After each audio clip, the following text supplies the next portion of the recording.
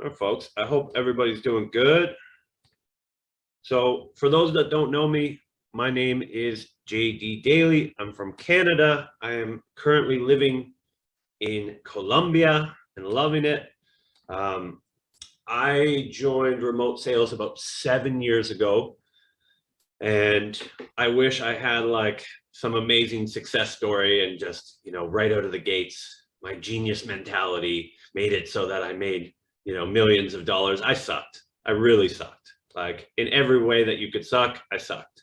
My first 4 months in remote sales, I made $3,100, which you'd be like, okay, that does suck. But then you realize how many hours I was putting into it. I calculated it against my, against what I should have done. But I realized I was making about $4 an hour. That was not the dream, right? And so I realized, and the crazy thing was, I was doing everything that I was told to do, right? Like one of my X factors is I've always been able to have a crazy work ethic. So I was taking what all the gurus and all the trainers and all the recruiters were telling me to do, and I was putting 50 hours into doing it, and I was making $4 an hour.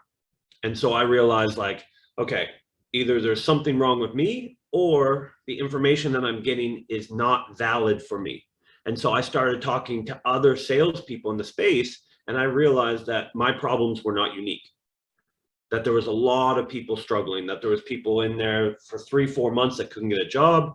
There was so many people that were taking the wrong job and making no money, right? No lead flow, bad culture, all kinds of crazy stuff. And so I decided then and there that either I was being lied to, or maybe they just weren't giving me the right information, or maybe the industry had changed so much from when they were successful that the strategies were no longer valid. But I knew I needed to do something different, right? And so I started changing the way I looked at the business. I started changing my strategy. I started changing my actions. I flipped everything that I was told on its head. And the next 4 months, I made $120,000. That was more money than I've ever made in my whole life, right? And that year, over the next 12 months, I made $438,000. Now that's not, I don't think I'm anything special. I don't have this hidden talent. I literally just started following success principles instead of marketing and what was being sold to me. I just, instead of like listening to, hey, you should do this, I started watching what successful people do and what people who struggle were doing. And the more I watched, the more I had these conversations, the more I realized that success leaves clues, failure leaves clues. Like all the people who were struggling were doing similar things. All the people who were successful were doing similar things. So I realized, like, okay, take me out of the equation. If I do what successful people do long enough, there's a good chance I'm going to be successful. I didn't realize how quickly it would happen, but that was the principle, right? And so if you consider what all these gurus tell you to do, what all these recruiters tell you to do, then I've had a very unique experience in remote sales. But if you talk to the people who've had success in remote sales, it's not that unique at all, right? It's very hard to find what the trainers are telling you in successful people's actions. It doesn't line up, right? And so the beautiful thing about it is there is this science to success, not only in remote sales, but in life. But most people can't get past the emotional side. Most people don't realize that they're the problem. And when you tell someone you are the problem, like I'm just going to tell, there's 25 people here, I'm just going to be frank and say, like, all of you are the problem. Now, at first you're like, oh, that stinks. It sucked. It sucked for me to realize that I was the problem, right? But then you think about it and it's like, would you rather something that you have no control over be the problem? Like, would you rather it be the economy or the government or your education system or your location or something you have no control over be the problem? Or would you rather it be something that you have total control over? So at first it stings to know that, like, you are where you are because of you, right? That's not a fun thing to hear. But once you start realizing what that means, if you are the problem, that means you are the solution. Which in the end, it gives you this ultimate power of like, okay, it's up to me. I'm not relying on anybody. I can't blame anybody else. right? And so we have to be able to get past that emotional side of like, he said it's me, I'm a failure, all of this stuff, and just get past that and be like, I am also the solution. I am the one that can win the game, right? But I have to change. Again, if my day and my month and my year doesn't look similar to the category of people who are successful, the chances of me reaching that level of success are so slim. You might be the one pioneer who finds out a new path. Highly unlikely. Like, do the opposite of what successful people do and let me know how it goes. Right? But I guarantee you, if you're struggling right now, right, if you pulled a bunch of people that were struggling and you asked them what they're doing, I bet there would be a lot of commonalities. Agree? Good. I don't really care if you agree, honestly. It's true. So everything that you need to be highly successful in this industry falls into one of three categories. There is nothing else. There is mindset, there is skill set, and there is strategy. Everything falls into those three categories. For me, anybody that's in UCM knows I like the simplest approach. I've always said I am too stupid to fail, because the intellects in this business, they are the ones that struggle. Because while us stupid people are taking action, they're thinking about every consequence and every idea, and should I do this or should I do that, right? Like, that's where you get in trouble in this business, right? So we need to simplify, we need to figure out principles so that you can make decisions on your own, so that you're not dependent on other people. The people who make money in this industry off you want you to be dependent on them. That's why they give you what to say and when to say it. Then you get in a new scenario, and chances are they have a new program for that, right? They have the upsell, the downsell. Oh, we have this masterclass now, right? So they give you little piece by piece, and you come back, but you don't understand the principle. They're the ones selling it. They understand the principles, and they give you little pieces, right? It's the difference between, like, they're selling you fish. If you really want to be successful, you need to learn how to fish, right? Because that's the longevity of not being dependent on other people, right? So we know that if you look at the marketing of all the programs out there, it's all focused on skill set. It's very hard to find anything out there that's teaching anything other than skill set, right? And it's honestly even hard to find skill set. What they're selling as sales skills is say this, do this, this tone, this pitch, this word, right? That's not a skill set. That's memorization.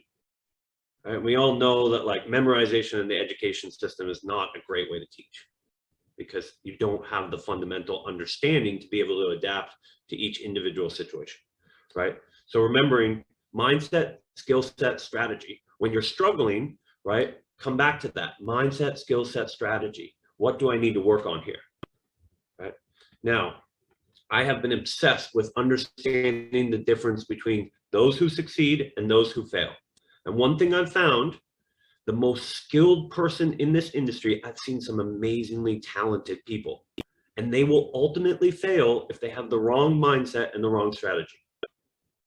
Guarantee you this, right?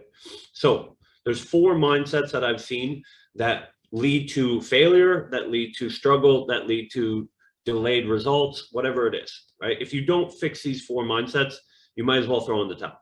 It doesn't matter how much training you take. It doesn't matter what job you get. You're always going to sabotage it, right? So fixed mindset, you can write this down if you have pen and paper, right? A fixed mindset, a selfish mindset, scarcity mindset, and employee mindset.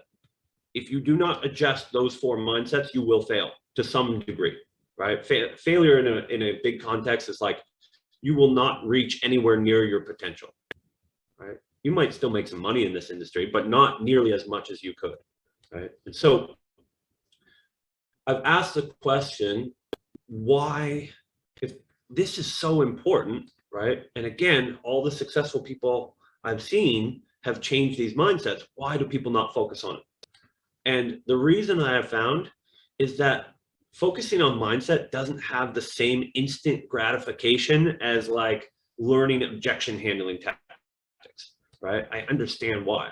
If I learn an objection handling tactic and I use it on the call later on today, maybe it works, maybe I get paid, I feel great, right? That dopamine hit that we're all after feels good, right? And then it's like, I want to learn more of that. I want to learn more and more and more. So we become addicted to it, right? But I compare a solid mindset to like a good pair of running shoes. If you're just running down the block, one block to the store, it doesn't really matter that much what you're wearing on your feet.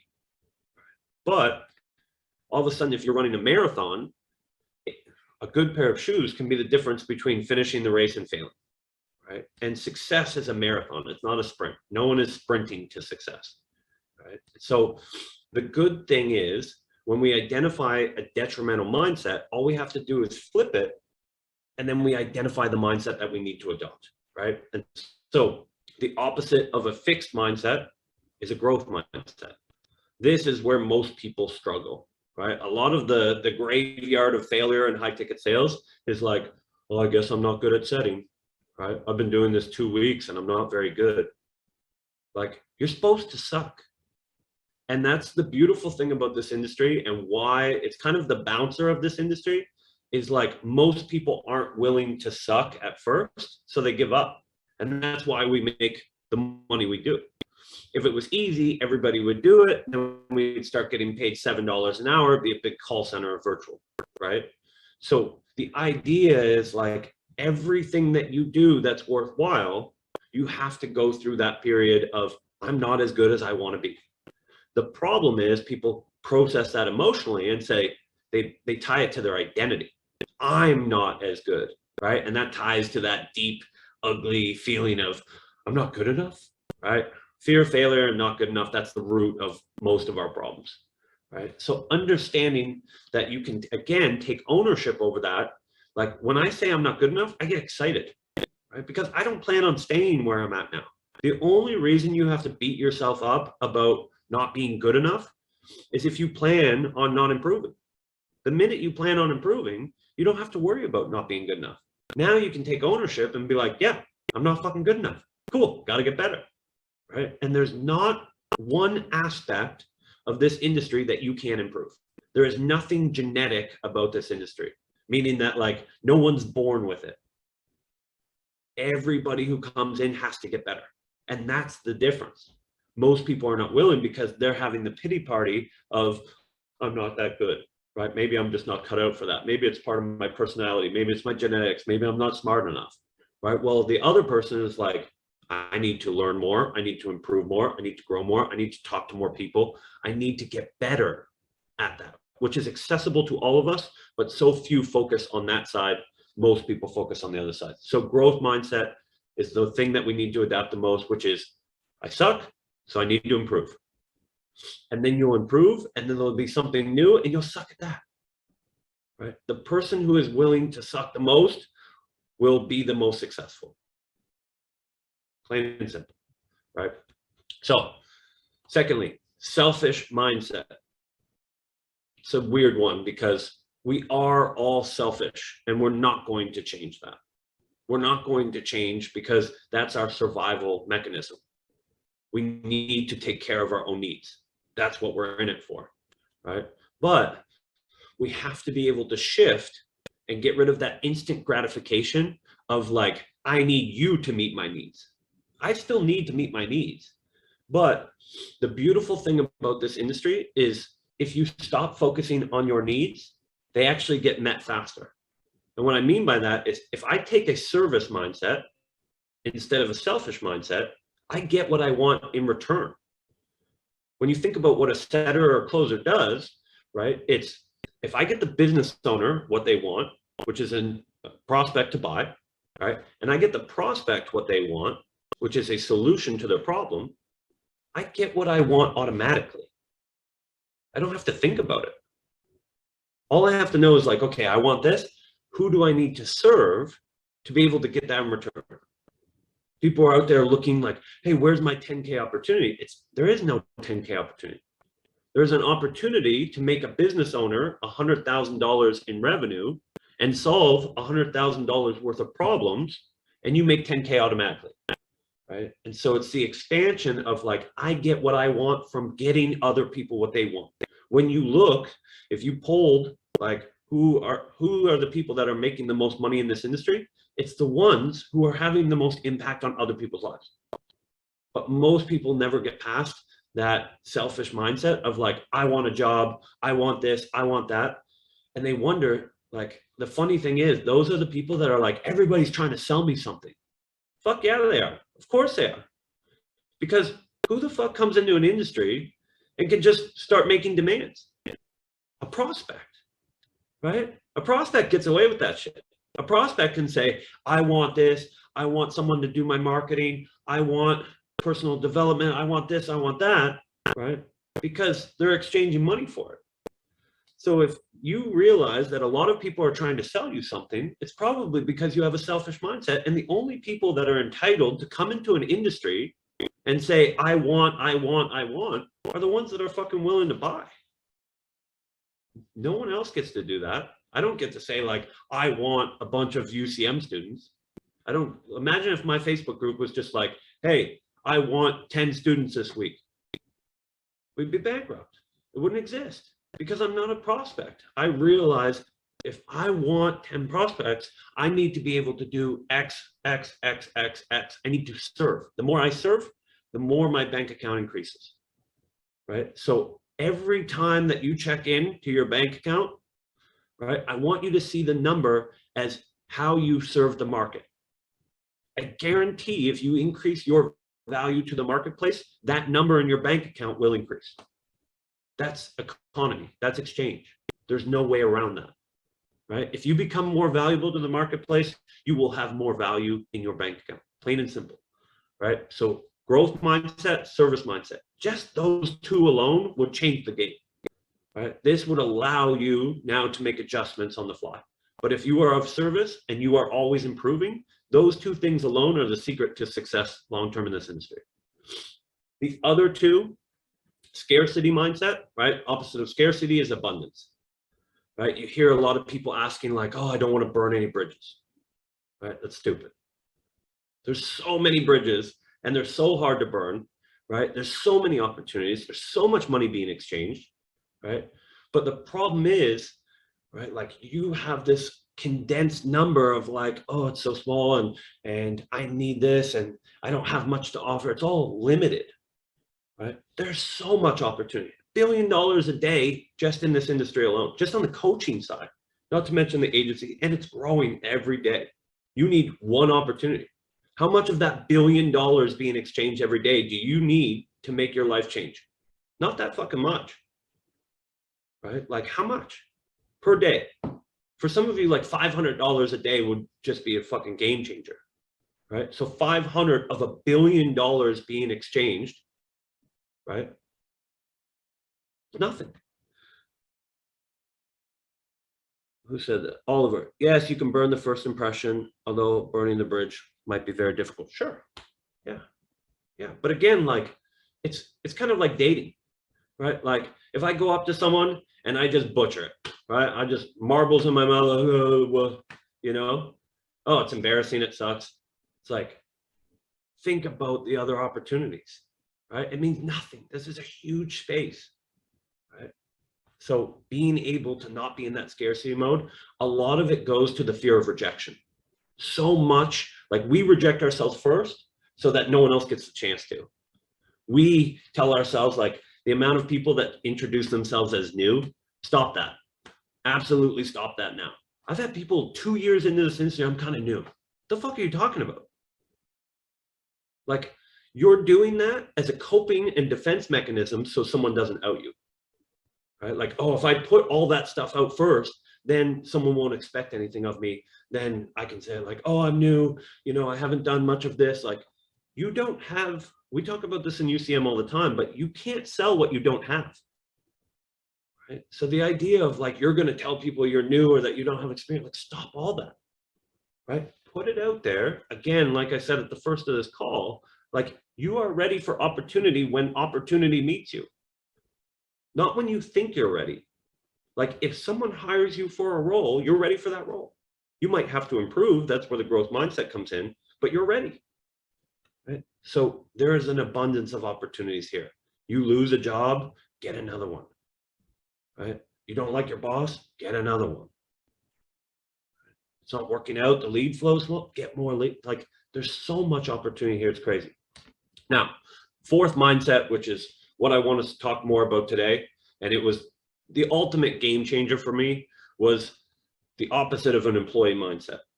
Right. This is the difference between me making $3,100 in 4 months and me making 120 grand in 4 months. That's the only difference. Right. Well, I didn't take more training. I wasn't better at sales. Actually, I think it was easier. Like the sales for 120K was easier than the 3,100. I was busting my ass. I was selling tough leads and inconsistencies and all that stuff. Right. But I switched to an entrepreneurial mindset. Now, I'm not talking about like billboards and websites and business cards. I'm talking about up here. I realized, like, if I asked in the chat, right, who are the most successful people in the world, right? Who do you look up to the most as far as like, financially? Everybody has an idea in their mind, right? Chances are they have a business. Chances are they are an entrepreneur in some form. Right? The richest people in the world, the most successful people in the world have businesses. So I was like, I don't need to be Elon Musk. I don't need billions of dollars. But again, if all the people I think of that I'm like, yeah, I'd want a life like that, are business owners, there's a clue there. Right? And so I realized, okay, I'm not going to start a business right now. Eventually I need to, but right now I'm going to start treating my career like a business. And that's when everything clicked. Right? That's when I started to realize that everybody here, like, this is a weird industry where it's not like we all grew up and be like, I can't wait to be a remote closer, mom and dad. Like, no one fucking knew about this industry a few years ago. Some people didn't know about it 6 months ago. Most of us came here because we were running away from something, right? Like, I hate my 9 to 5. I don't want to commute. I don't like this. I don't like that. I'm broke, right? We were running away from that. And we just found this. That's why marketers are so good, because they know that if they talk about generic pain points, you're like, that's me. They're like, do you hate traffic? Like, I fucking hate traffic. It's like, do you feel like you could be making more money? It's like, I do, right? What about time? Would you like more time? Right? It's like, they talk about these generic things like, he's talking right to me. Oh my God, I feel seen, right? They know this because most of the world has these problems. So they sell you on, I can help you get rid of those problems, right? And you buy in. So most of us aren't here originally because I want, I just have this deep passion for remote sales. Most of us were running away and we got here, right? The problem is when people, and there's a deep psychology to it, but the overall idea is we crave certainty in our life. And when we don't have it, it's a psychological need. So when we don't have it at a high level, we meet it at a low level. We meet it at any level we can get it, right? And so most people will not take the opportunity that's unknown. They will gravitate to the comfort, even if that comfort is so undesirable. So most people came here and they hate their 9 to 5, and then they get here and they're told, 21 days, 10K, right? And they're like, this is great. And then they hit a little bump in the road, a little adversity. It's not as easy as it was sold. Oh shit, right? They panic. And when people panic, they go back to comfort. They go back to certainty. Instead of pushing through and finding the better opportunity, they go back to what they know. And what they know is 9 to 5. So what we have here, when you look around, is you have the remote rat race. You have the digital 9 to 5, right? Most of you got here for 3 freedoms, right? It's in the ads: time freedom, location freedom, financial freedom, right? How many of those do you have? Location, right? That's it. You have location freedom. That's it. You don't have time freedom. Who here has time freedom? No one. You have to exchange your time to the business owner. Right? Financial freedom, most people don't have that. Most people who were sold the 10 to 30K are making 2 to 4 if they're lucky. That's not the people that can't get a job. That's not the people that quit too early. Right? If you polled the majority of people in remote sales, it's 2 to 4K. Is that what you signed up for? 40 hours a week, scheduled meetings every day, 2 to 4K. Sounds familiar, right? That's what you fucking left. That's what most of us left. And then because it was uncomfortable, because there was a void between, and there's always a void in growth, right? Between the old way and the new way. Some people push back, some people go back, right? So because there was a void, because there's this discomfort and uncertainty, right? You went to certainty. And business owners and recruiters know this. That's why they started giving more base pays, right? And lowering commissions, right? And giving more certain income of 2 to 4K instead of opportunistic income, 10 to 40K. And we're seeing this more and more people are willing to take it. It's not their fault, right? They just offer it. If no one took it, they'd have to change the structure, right? So the entrepreneurial mindset for me was, I have a service to provide. And when you look around this industry, it makes sense everywhere else, right? If I was a Facebook ad specialist, if I was an email marketer, if I was a copywriter, if I was an editor, any of those services, what do? I package up my service. I figure out who I want to sell. I figure out my pricing, right? And I go sell it. I generate leads and I sell my service. And what do? Do we not offer a valuable service? I think it's crazy good. I put 10x on the board, I get 10%. No other service is doing that, right? Facebook ad, like a good return on Facebook ad is like 3 to 5x. That's really good, right? So we're putting a lot of money on the board. We're getting a small percentage. It's a great deal for both parties. But we're going through job applications. We're letting recruiters tell us what jobs we need, for how long we need them, and how much we're going to make, right? And if not, you're entitled. Why are you so entitled, right? Oh, you want this job? No, you have to do this job for 6 months. Even the people that sell you the courses on the 10K dream, as soon as you're done that, what do? Oh, you got to start as a DM setter. Then why the fuck didn't you train and sell me a DM setting training? Why would you sell me the closer training and then tell me I got to start as a DM setter? Makes no sense, right? So the idea is the more dependent we are, right? When we get uncertain, we become dependent on other people. Tell me what to do. Tell me what to say. Tell me where to work. Can you get me a job, right? The more people we involve in our dream, the more cut, right? Like if I operate my business as one person, I get 100% of the profit. If I hire 2 people, I have to give them some of the profit. If I hire 5 people, I have to give them the profit.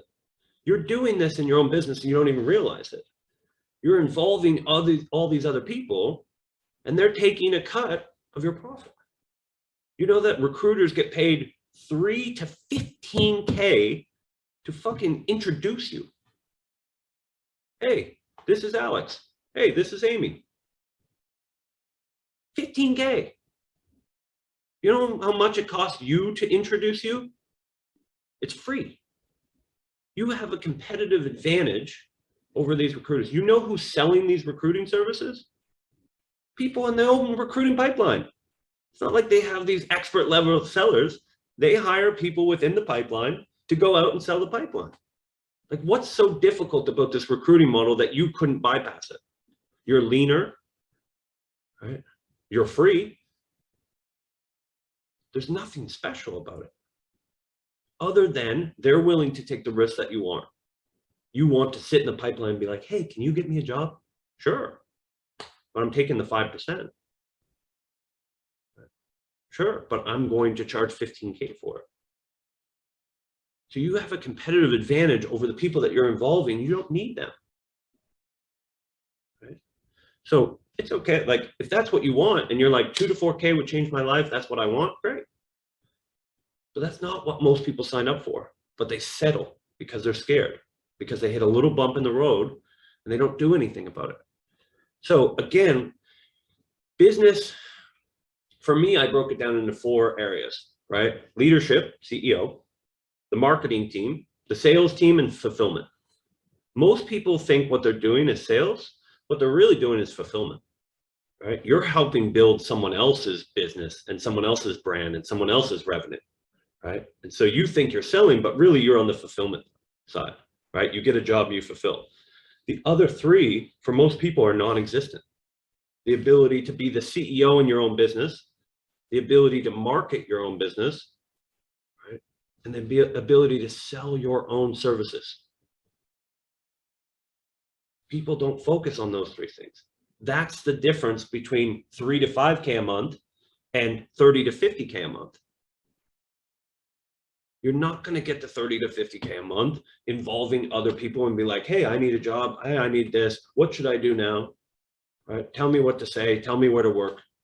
They're going to make the money. Look at where the money goes in this industry. Think about the average closer or setter compared to the average recruiter, coach, trainer. Like, it's huge. Some of these trainers and recruiters are making 3 to 5 million a month. Right? So let's all be coaches. Kind of funny, but the idea is let's all be entrepreneurs. Let's all take our side of the business, right, and operate our own careers as a business. And then, yeah, if you develop, right, that's what I did, taking those things and now being able to teach them. I know it's kind of joking, but there's a lot of people who could do that. If you took control of your own life, right, did something successful, then you could teach other people. Absolutely. Why not? Right? So I'll open up for a little Q&A in a second, but I just want to say the marketing side is where marketing and leadership is really where most people fall off. One, they're not able to make the right decisions because they're stuck in emotional decision making. They're not able to make logical decisions, and they're not able to lead themselves, right? CEOs get paid what they get paid because they're great leaders. You have to be able to be a great leader of one before you can lead other people. Most people's leadership skills suck, right? But I think the thing that's going to have the most impact for people here is starting to think about marketing your brand and your service. That's the game changer when people join UCM, and how we can take someone who's been searching for 6 months and get them in their dream opportunity in 3 weeks. And I'm not talking about like, oh, it's a dream to have a job. I'm talking like there's been people in UCM and I say, give me a list. If you could work with anybody in this industry, give me a list of your top 10. And we get them in the position with their number one company. Like that sort of control only comes from marketing and taking control, not looking at who's hiring, right? So I'll leave you with this. Think about what service that you offer, right? What is the service? What are you exchanging? Who are you? What do you have to give? You have your time, reliability, effort, ability to learn, any closing or setting skills, communication. Just brainstorm and write down everything that you have to exchange, everything that you bring to the marketplace, right? And then what do you want from that? Now, flip it on the other side. Who has what you want and what do they want? Right? If you can just start thinking about that economy of exchange, all of a sudden there'll be a lot more clues, right? Who has what you want? If you want to make 6 figures, you need a business owner that makes 7. If you want to make 7, you need a business owner that makes 8. That's just the basic numbers. But the idea is now, how can I get, what is my brand, right? Because I am the product. I am what I'm selling to this business owner. So how can I package up this product? Who knows about this product? And how can I increase visibility and value into the marketplace? Visibility is easy, right? How can I have more people see me? Plain and simple. More people know you exist, you have a better opportunity. No one can hire someone they don't know exists. And that's with a lot of people here, the 21 people on this call right now, a lot of the problems you face is because not enough people know you exist, plain and simple.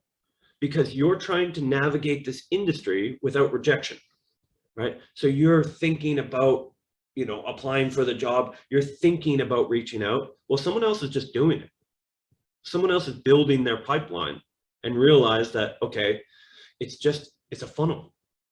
If I want one job, that means I probably need 3 to 5 offers. If I want 3 to 5 offers, that means I maybe need 5 to 10 interviews. If I need 5 to 10 interviews, that means I maybe need 100, 200, 300, 400 conversations. If I need that many conversations, I need this many connections. There's a basic numbers game to this. Obviously, you can improve with skill and strategy, right? And that's what we talk about in UCM. But the idea is the same, like start the pipeline. Stop rejecting yourself. Stop trying to figure out if you should take an offer that doesn't fucking exist. The amount of students and people that I've talked to that are like, hey, should I take this offer? I'm like, what offer? That's a job post. There is no offer yet. Like, throw your name in the hat. If you're even considering like, oh, maybe I want to do it. Like, put yourself out there more, be seen more, be unignorable. That alone would change the game for most of you. Most of you are not having enough connections, not having enough conversations, right? Not creating enough content. It's all the C's. Not commenting enough. No one sees you. No one knows you exist. So you're not getting hired for these opportunities.